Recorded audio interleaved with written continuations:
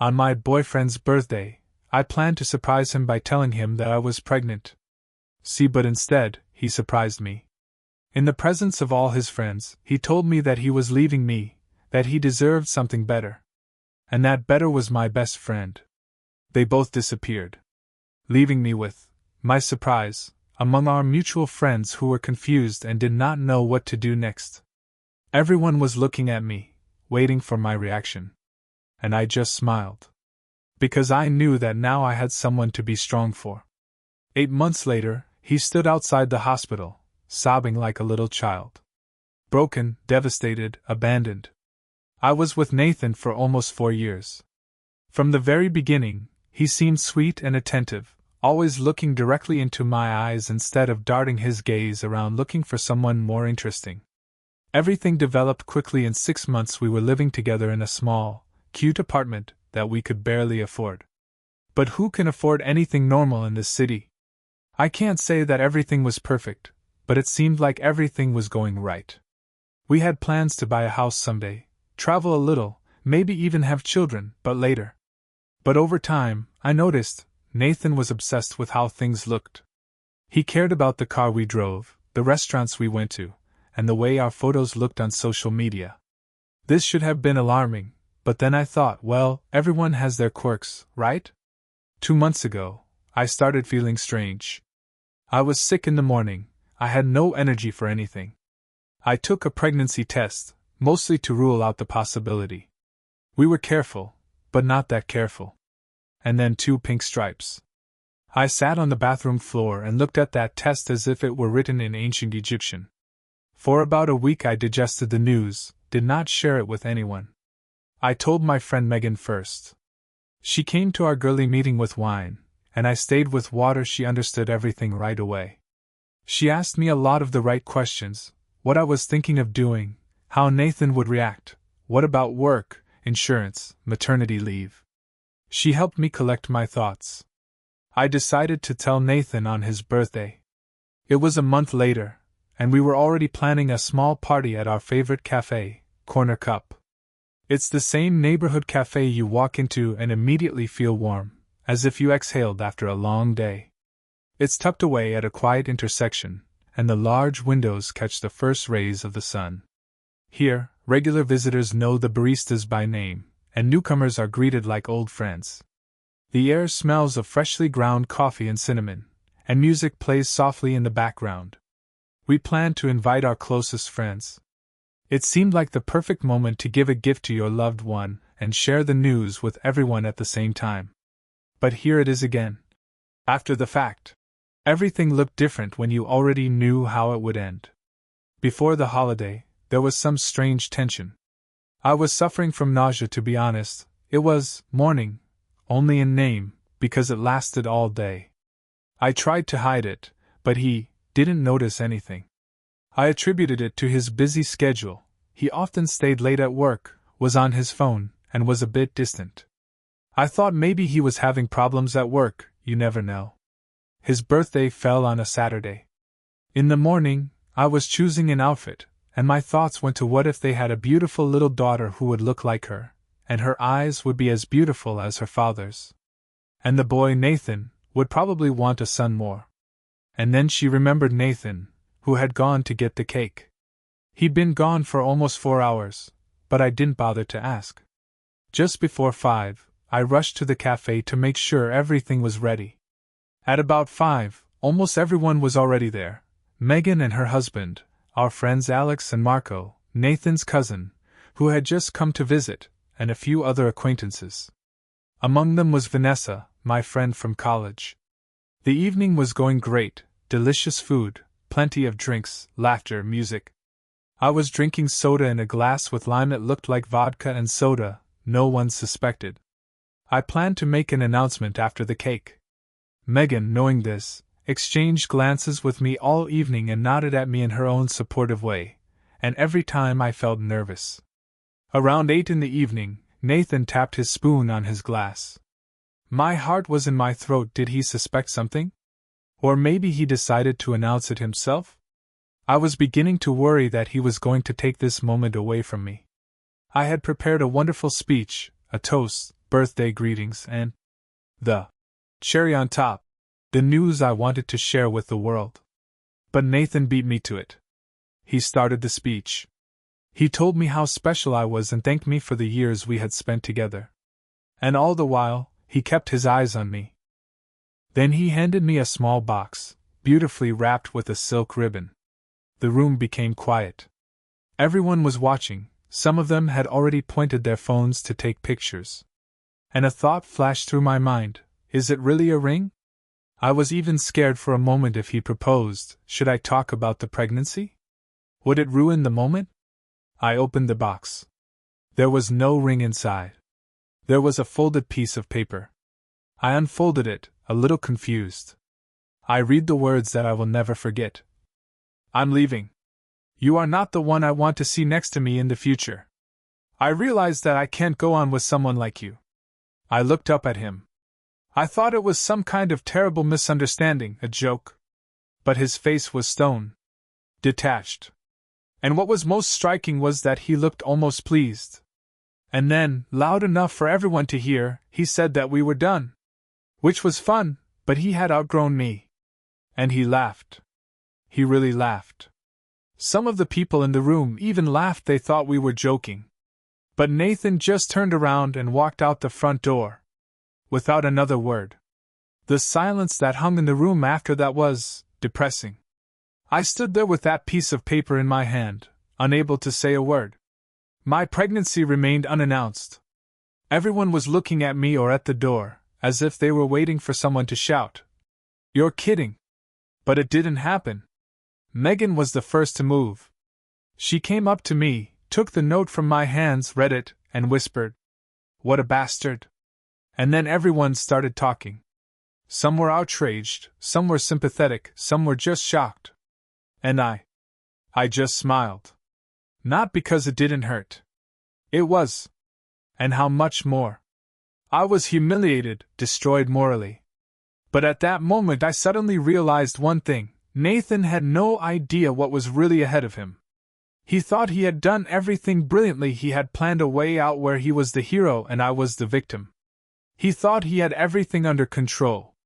But he didn't know one thing: I was pregnant. With his child.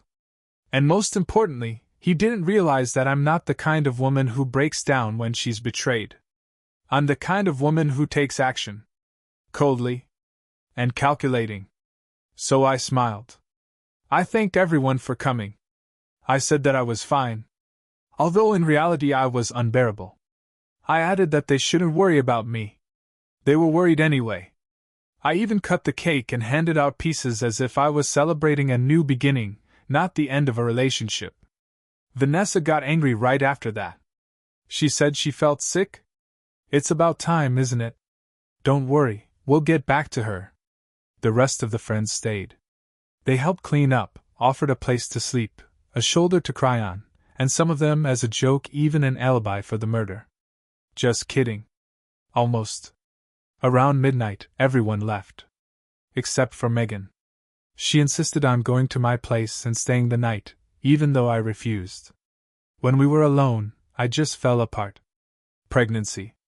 The betrayal. The humiliation. It all hit me at the same time. I sobbed on her shoulder. She did not interrupt, did not try to calm me down with the phrases, "Everything will be fine," or "Everything is the will of fate." She was just there for me. And that was enough. We talked until dawn. We discussed options. We made a plan. I had to find all the evidence that he had not just left, but left me for another woman. Megan asked if I was going to tell Nathan about the baby. I was clear: he would find out. But only when I was ready. And only on my terms. Megan looked at me with such a mixed look, a little worry, a little admiration. She said that I can be a little scary when I talk about plans so intently. I laughed, for the first time since I opened that damn box.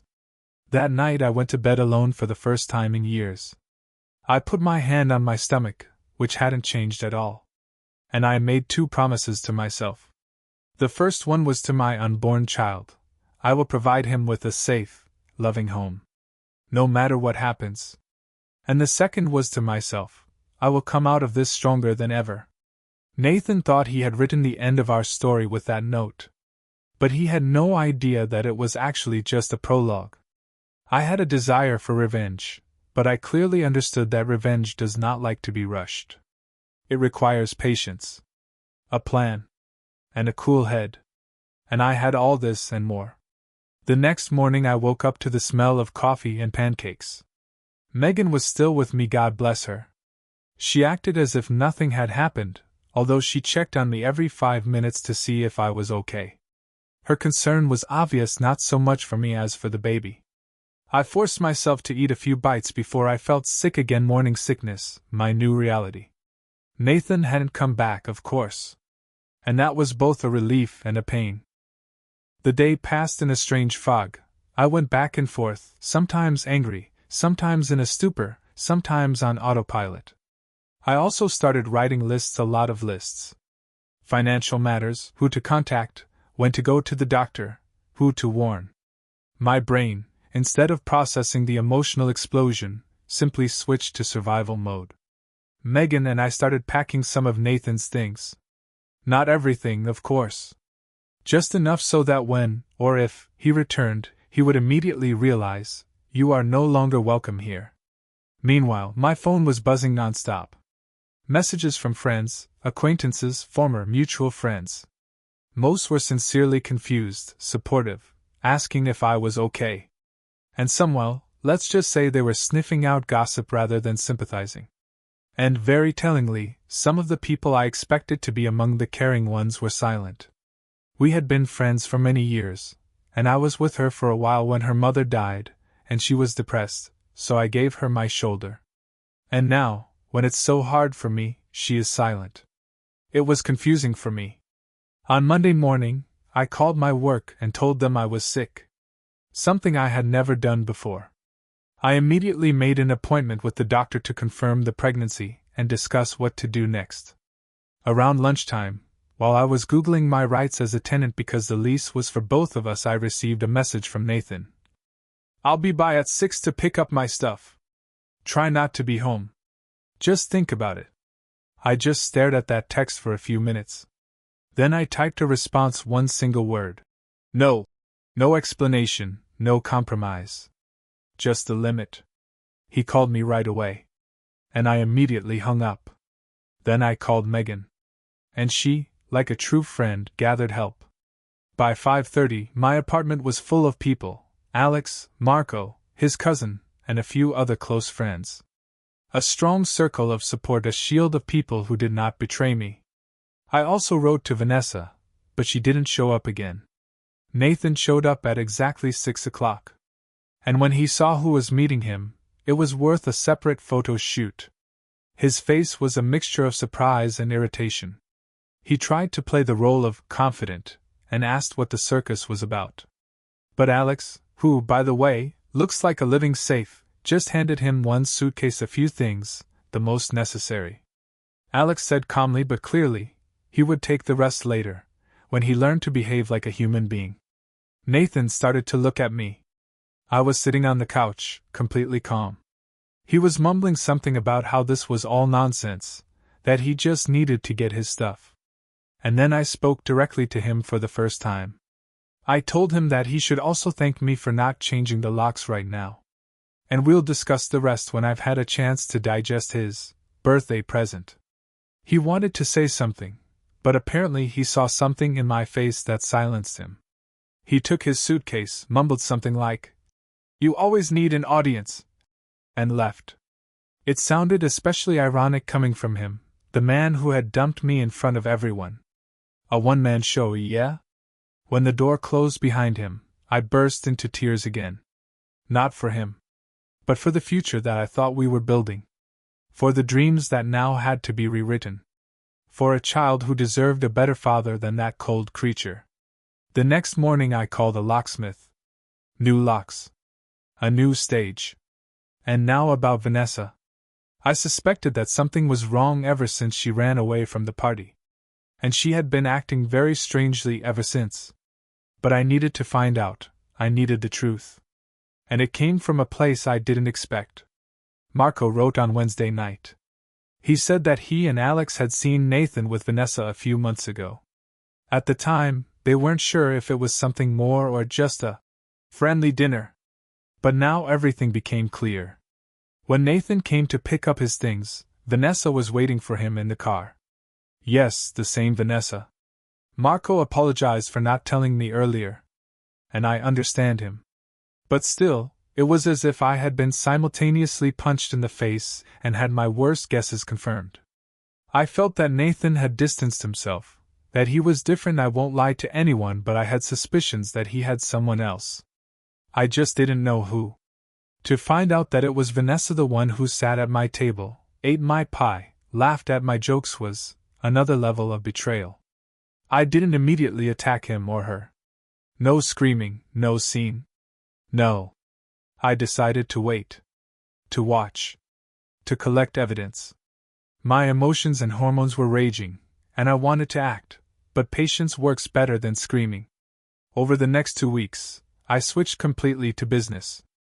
I officially confirmed my pregnancy, talked to a lawyer about a lease agreement and the division of joint property. Fortunately, we were not married, so it was not complicated by a divorce. I froze our joint credit card and opened a new account for myself.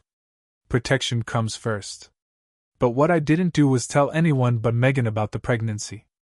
It wasn't an escape from reality. It was a strategy. First order. Then emotions. It was 3 weeks after that disaster at my birthday party when Nathan wrote again. He wanted to meet. To discuss everything. And to pick up some more things. I agreed, but only on my own terms. A public place, daylight, light. A coffee shop a few blocks from my house. When he came, I barely recognized him. He was unshaven, with bags under his eyes, and his shirt was crumpled. And I confess, somewhere deep inside me, it made me feel involuntarily happy. Not pride, just a brief moment of, you don't celebrate life either. He immediately began to give me some lame explanations. Like, he had been unhappy for a long time, felt trapped, wanted to make a clean break, because it was easier for everyone. I let him talk until I asked him directly, "Are you happy with Vanessa?" And this expression on his face, embarrassment, he started mumbling something about, "It's not what you think." I just interrupted him. "I know. About Vanessa. About the hotels. About the jewelry you bought her until we couldn't afford a new washing machine." He sat down, as if the air had been let out of him. He tried to explain again, but I stopped him. "Only one thing is important to me now. On Friday at 6 you will come to pick up the rest of your things. Alex will be there to make sure everything goes without a circus. After that, only through my lawyer." When he heard the word lawyer, his voice seemed to break. He asked me again, as if he didn't believe me. He said that we don't need lawyers, that we can solve everything between us. I remained calm, although my heart was pounding inside. I told him that he had made his choice publicly on his birthday. And I just respect him. When I was saying goodbye and wanted to leave, he abruptly asked me how I planned to pay for the apartment on my own. "My job barely covers half the rent," he said. And then everything became clear to me. All this touching, contact, talking about goodbye, is not about feelings. It's about money. Because what Nathan forgot was that I had been covering most of the rent for over a year. Out of my own pocket. His financial situation had been bursting at the seams for a long time, he just didn't recognize it. He started working less often, and his fees decreased. But instead of talking about it honestly, he continued to play the role of a successful man. And while he pretended to be the main breadwinner in front of his friends, and, as it turned out, Vanessa, in reality he lived on my steady salary as an insurance policy. I looked at him with the sweetest smile, and told him that I would manage. I added that, unlike some men, I knew how to save money and not spend it on hotels and jewelry for other people's women. His face turned white. He realized that I knew everything. I left that coffee shop feeling lighter than I had in weeks. Not because I had won some kind of battle in the relationship, but because I finally saw Nathan for who he really is, a man who cares more about the facade than the content. Someone who lies to make himself look better. Who dumps you when you no longer make him look good. On Friday, as we had agreed, Alex was at home and watched Nathan pick up his things. I decided not to be present, and went to a trial fitness class for pregnant women. If you are pregnant and stressed, I highly recommend it. When I came back, the apartment seemed a little emptier, but at the same time, more mine. That evening I rearranged the furniture and changed a few things. I started to reclaim my space. In the following weeks, I set up a new rhythm of life: work, doctor's appointments, vitamins, a strict budget. I was no longer just surviving. I was building a new life. Different from the one I had once imagined. But not worse. It was just mine. And Nathan and Vanessa? Well, their fairy tale love was bursting at the seams. Marco, who heard from his cousin, who works in a restaurant where they often visited, spread the rumors. They were fighting in front of people. Vanessa seemed to realize that the prize was not quite as shiny as she had been promised. Nathan portrayed himself as super successful, financially stable. Of course he was. Isn't that why she so easily jumped out of my life and right into his arms? And so, about 6 weeks after that coffee shop, I was in the supermarket, studying the prices of prenatal vitamins, when I literally bumped into Vanessa with my shopping cart. We ran into each other right next to the vitamin rack. Me and Vanessa. She looked as if she had seen a ghost. First surprise, then shame, and then, surprisingly, a challenge in her eyes. In a second, the whole spectrum. She said something tentative like, "You look nice." I replied, "You look tired." And she really did look like that, as exhausted as Nathan had been in the coffee shop. Dark circles, dull eyes. Tension in every movement. There was a silence between us, not quite awkward but rather heavy. And then she suddenly said, "Nathan said that you and he were already divorced when we started seeing each other. That you were just living together until the end of the contract." I raised an eyebrow but didn't say anything. She started mumbling something like an explanation. Maybe even an apology. She said that if she had known that we were still together, she wouldn't have done it. I just stared at her. And then, calmly, she said, "It doesn't matter anymore. He's yours now. Enjoy it." I turned around and left. She called after me, "He's not what he seemed. He promised something he can't deliver." I stopped and turned around. I looked at this woman, my former friend who had chosen to lie. She looked smaller now. Not physically, but internally. Shrunken by her own decisions. "It sounds like a personal problem," I said. "I can't help you with that." And she left. About 2 or 3 months passed after that birthday accident. My stomach began to round out a bit, not yet obvious to everyone, but those who looked closely noticed. I realized it was time to stop hiding. The first person I told was my boss. And fortunately, he reacted very well. He offered me a flexible schedule for the 3rd trimester. Then I gradually started sharing the news with my friends and family. Rumors spread quickly, and I knew it would get to Nathan sooner or later. But I wasn't hiding anymore. This baby is coming with or without him. And sure enough, after a period of time, I received a series of disturbing, increasingly panicked messages from Nathan. "Is it true? Are you pregnant? Why didn't you tell me? We have to talk. Right now. Answer me, Claire. It's about me, too." I didn't answer. Not out of spite. But because I really didn't know what to say. I hadn't decided yet whether I wanted him in this child's life. Whether it was even worth opening the door I had so hardly closed. His messages became more and more desperate. "I have rights too. You can't take my child away from me. Call me or I'll come." That "I'll come" made me finally respond. I wrote clearly and without emotion. "Don't come to me uninvited. If necessary, I will call the police. I will contact you when I am ready to talk calmly." He disappeared. For 3 days. And then he reappeared. It was a little after 10 in the evening. I was lying in bed, watching a video blog for expectant mothers and taking notes. And then the click of the car door. Footsteps on the walkway. Then not a knock, but a banging on the door. And a voice. Confused, drunk, but undoubtedly Nathan's. "Claire, open the door. I know you're home. We need to talk. About the baby." I froze. My heart was pounding in my chest. Should I call the police? Should I call Alex?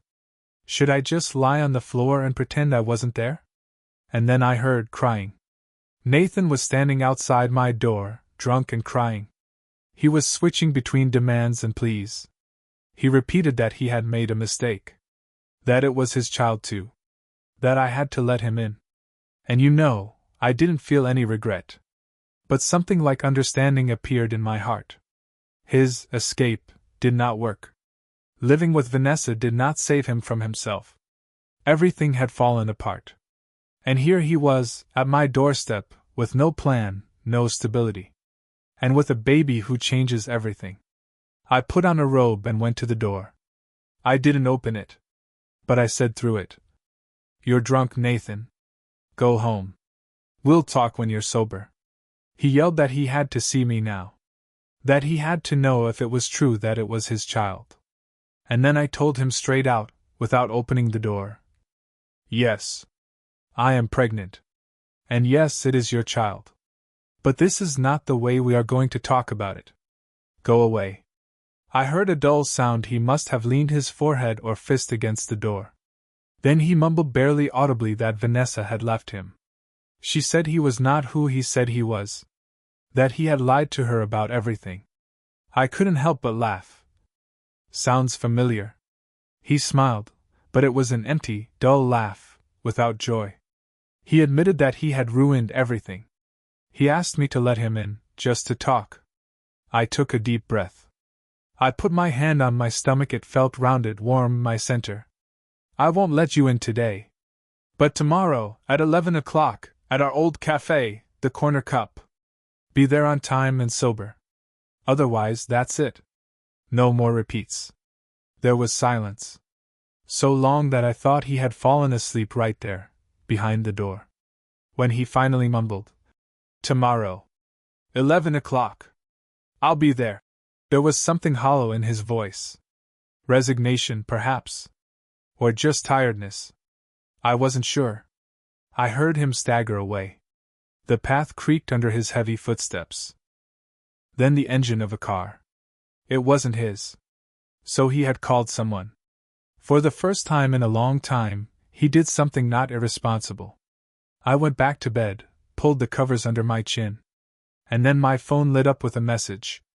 "Sorry for everything. For the party. For the note. For today. I'll make it up to you. Somehow." I read it a few times. Then I turned the phone face down. In the past, I would have answered right away. Before, I would have rushed to save the situation. But now there are different rules. Now I was growing up with something more than a need for a man who doesn't know what he wants. A child was growing inside me. And also a new me. Stronger, more sober. The one that no longer plays. "Explain to me why you hurt me again. Do I love him?" No. It faded away as I stood there with that traitorous note in my hand while he walked out laughing. Do I hate him? I used to. But not anymore. Hate requires too much energy. And I have other needs. Other priorities. The next morning I woke up earlier. It was quiet, and the air seemed heavier. I dressed neatly and put my hair up. I looked restrained. Calm. Like a person who knows exactly what she wants, even if the world around her hasn't quite come together yet. I was at the coffee shop a little earlier. I sat down at a table by the window. I waited. 10:55 and he appeared. It was hard not to notice him. His eyes were red. The same t-shirt as yesterday. Shoulders down, gait hunched. And this constant tapping of his fingers on the table, a nervous habit that used to annoy him, but now only made him feel sorry for him. He immediately went to the bar and brought me a coffee. Perhaps sincere. But at the same time, it was revealing. I already had a cup in front of me, hot chocolate with milk. My taste changed a lot during pregnancy. Before, I would have preferred strong coffee. And I told him about it before, but he didn't pay attention to it, and that's the whole point. Nathan always thought he knew what I needed. But he never asked. And he never heard me. He started talking right away. The words poured out like a waterfall, without pauses, without depth. I'm sorry. For the party. For the betrayal. For the money. For yesterday. For everything. It was as if he was trying to fill out a form for forgiveness. Quickly ticking off each item. Heavy checkmark, apologize for the scandal. Heavy checkmark, mentioned finances. Heavy checkmark, admitted guilt. And that I had every right to hate him. My answer was simple. Hate is too expensive. And I need energy for more important things. In the following weeks, something changed. Not dramatically. Quietly, gradually. He actually found a job. The salary is lower, but stable. He signed an alimony agreement without argument. Little Eva was born 3.5 kilograms, with a full head of dark hair, and Nathan's eyes. The only trait I don't mind her taking after him, to be honest. It was once a dream, but now it's just a fact. Childbirth. Let's just say that all those YouTube videos I watched at night didn't prepare me one bit. 23 hours. 23. And you know, while I was lying there, clutching the bed, overcoming wave after wave of pain, I remembered myself on that birthday. The one who stood there with that damn note in her hand, stunned, with her heart clenching with shame. And now it's me. Giving birth to a new life. A life that I created. Protected. Carried. A life that did not start perfectly, but has a chance to be beautiful. The next day I received a parcel. From him. There was a diary in the box. Nothing fancy, simple, practical. Inside was a note. For your thoughts, plans, and all the notes from your favorite podcasts. You were never worthless. It was me who was too focused on myself to see your value. Thank you for my daughter. I didn't answer. Not out of anger. It's just that some things don't need comment. But I started writing to him. Not for him. For myself. And for my daughter. To tell her this story one day. Not a fairy tale. A real, complicated, imperfect, but sincere story about how she came into this world. And how her mom found herself. And yes, Nathan was in the hospital. He was there. Not running away. Not making excuses. He was just there. Eva is my world axis now. She changed me deeper than any man, pain, or plan for the future. And if I've learned anything in these 8 crazy months, it's this: people can surprise you. With cruelty.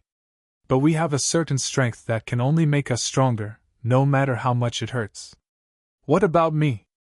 I started writing a diary. Now I'm doing it with Eva in my arms.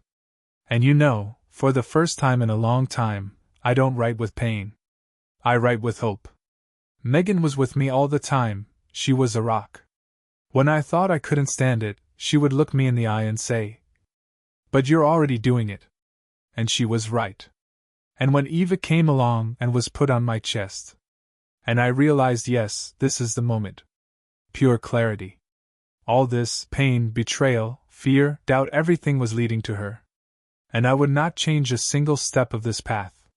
Even the worst moments were part of the road to this small, warm, real being. Nathan was crying. Not in a movie way. He cried in that uncomfortable, honest, defenseless way, where the snot is flowing and your face is red and you don't even try to collect yourself. And strangely enough, it was the most sincere thing I've ever seen from him. The first weeks at home were a blur. You live between diapers, breast milk, Googling why the baby doesn't sleep, and fighting to remember to brush your teeth. My mom came to help for 2 weeks. It was a blessing, and a bit of a challenge. She was constantly moving things around in the kitchen. But she wanted everything to be comfortable. And she did it with love. And Nathan? He was present.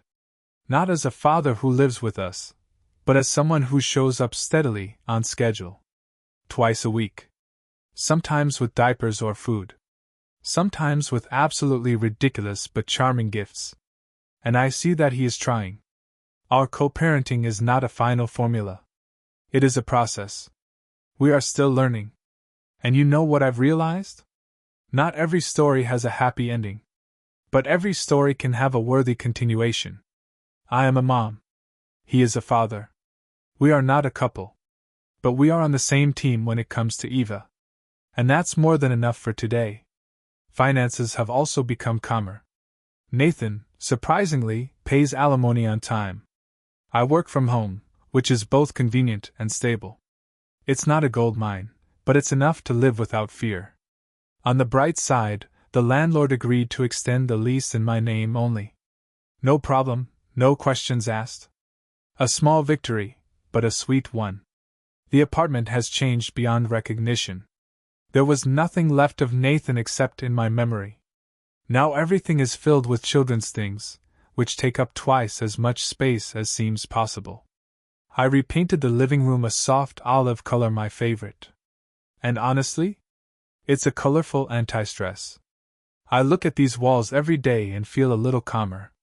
We still cross paths with Vanessa from time to time. It's a small city you can't hide. But now it is no longer. Oh, it's her. It's more like meeting a distant acquaintance in a store. The last time she was with a bearded guy who called her baby every 3 seconds. She looked happy, or tried her best to pretend to be. And I sincerely hope she's doing well. As for Nathan, well, he's still struggling. His new job, according to Megan, is not exactly his dream career. He lives in a cramped, dreary studio that he complains about all the time. Sometimes, when he comes to see Eva, I catch him glancing around my apartment, the one we once shared. There is something complicated in his eyes. Maybe nostalgia. Maybe regret. Or maybe just tiredness. The strangest thing is his personal growth. He once mentioned that he goes to therapy. Therapy. This is the same man who once said that therapy is paying someone to listen to you whine. And I just sat down and looked at him, at this new, still a little confused, but less self-confident man, and thought, we've both come a long way. And although I'm still not sure that he will ever be the father Zoe really needs, I can see that he is at least trying. Sometimes that's enough. And now Nathan is reading parenting books and watching videos for dads. Sometimes I really think that he was abducted by aliens and left behind this, well, new Nathan. Maybe it's better that way. Meanwhile, my life has also taken an unexpected turn. Do you remember when I mentioned that I work from home? Well, it became possible thanks to Marco. He recommended me to his sister, and she hired me in her company. The work is interesting, the team is nice. And most importantly, I can do everything while Eva is sleeping. That is, when she decides that sleep is okay. And then there's Daniel. Yes, I have Daniel in my life now. He's the fitness instructor for pregnant women who taught me how to behave with my body during pregnancy, taught me how to relax my muscles and spine, and emphasized how important physical movement is for the development of the baby. At first, I didn't even notice him, just an automatic "Thank you for another lesson." But then he started paying more attention to me, started saying that he was looking forward to the next lesson, and then finally dared to invite me for a cup of hot chocolate. And there was something safe about him. While we were drinking chocolate, we got to talking. It turned out that he was opening his own school to train instructors in therapeutic fitness for pregnant women and postpartum. He has a younger sister with 2 children whom he regularly helps, and he knows how to work with children. We exchanged numbers, in case we had any questions about how I was feeling. Yes, we both knew it was an excuse, but a nice one. Since then, he has come to see us several times. So far, nothing serious. And I'm not in a hurry, I've just picked myself up in pieces. But it's nice talking to an adult who doesn't ask me if I've tried changing diapers or when I plan to introduce complementary foods. Last week, when Nathan came in for his scheduled visit, Daniel was just leaving. And you should have seen the look on Nathan's face, a whole mix of surprise, jealousy, and something else undefined. I didn't even have time to say anything when he asked me, accidentally, "Who was that?" I answered evasively. Partly because I really had nothing concrete yet. And partly because it was, after all, none of his business. He threw in a few remarks about me, moving on quickly, but I think he realized how that sounded and quickly shut up. Megan says I should give Daniel a chance. Maybe I should. But I'm not the type to jump into a new relationship without thinking. After everything that happened, I learned that haste is not my friend. Eva is my main story now. Being a full-time mom and still being yourself is a complex, amazing science. Seeing the person in yourself, not just the mother. To build a balance. And I am still learning. Megan is my tuning fork. When I'm tired to tears, when I think I've failed at motherhood, she comes with an iced latte, my old love, finally back, now that the feeding is more stable, and says, "You are not alone. All new parents think they're doing it wrong." And she takes Zoe for a few hours so I can shower, take a nap, or just stare at the wall without any demands on me. It's priceless. Yesterday was my birthday. A small house party. Megan, Alex, Marco, Emma, a few other real friends. People who stayed when others disappeared. Nathan came by for a few minutes, left a gift, a bracelet with Eva's birthstone. Simple, modest, but very apartment. He didn't stay, and it was the right thing to do. And now I'm standing in my small apartment. I look around. People who really care about me are laughing, pouring wine, cutting a cake. Eva is sleeping in her cradle. The silence is soft and warm. And instead of pain, I felt something I did not expect. Gratitude. I don't know what will happen next. Maybe Daniel will become someone important. Or maybe he's just a nice, short chapter. Maybe Nathan will continue to grow. Or maybe he'll fall back into old habits. Maybe I'll stay in this apartment. Or maybe I'll find a house with a yard where Eva can run barefoot in the grass. But I know one thing for sure. I am not the same woman who stood there with that ill-fated letter in her hands, dazed, humiliated, broken. That woman was in ruins, but she was already born with strength.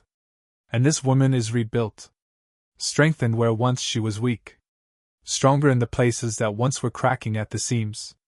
And if there's a moral to this long, complicated story, it is probably this. Sometimes the worst thing that happens to you is not the end. It's the beginning of a better version of you. Not immediately. It's not easy. But inevitable. And the letter? I kept it. In a box of memories in Eva's closet. There is also her bracelet from the hospital, her first lock of hair, and a 2-strip test. Someday, when she grows up, we will tell her this story. Not to burden her. But because it is also a part of her story. And she has the right to know how it all started.